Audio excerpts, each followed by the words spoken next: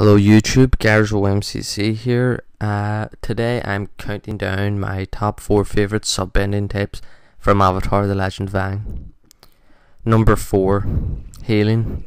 Probably the oldest and definitely the nicest of all sub-bending types. The women of the Northern Water Tribe practice this art instead of actual water bending. It's not really one of my favourite types of bending, but I can see how valuable it is, especially for Avatar Aang when he was killed by Azula. Katara was able to revive him by healing him with this spirit water. Number 3, lightning bending. I think we can all agree that this is the coolest looking of all the sub-bending styles. We see in The Legend of Aang that only a few firebenders have this ability, one of whom is Azula. She was able to kill Avatar Aang with a lightning strike, which is really impressive in my opinion. Not only did she kill an avatar, but she did it while he was in the avatar state. And if you're still not impressed, she did it on Nickelodeon.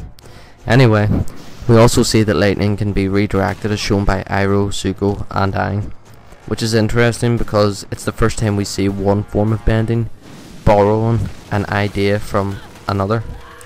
In The Legend of Korra, lightning bending seems a lot more popular, but also a lot weaker, which is the only reason lightning bending isn't number 1 on my list.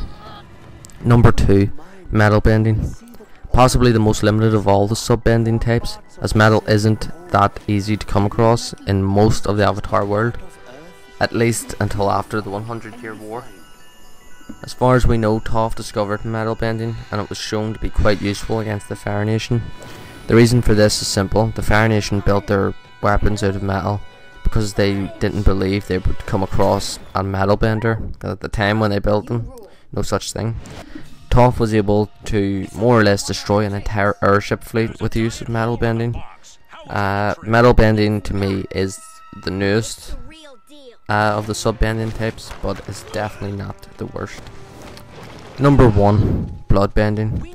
Easily the most deadly of all forms of bending. In my opinion, unlike lightning, there's no chance to dodge blood bending, although it can be limited to only being used during the full moon.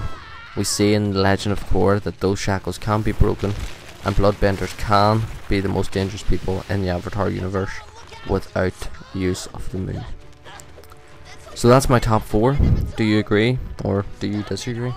Let me know in the comments below, and thanks for watching.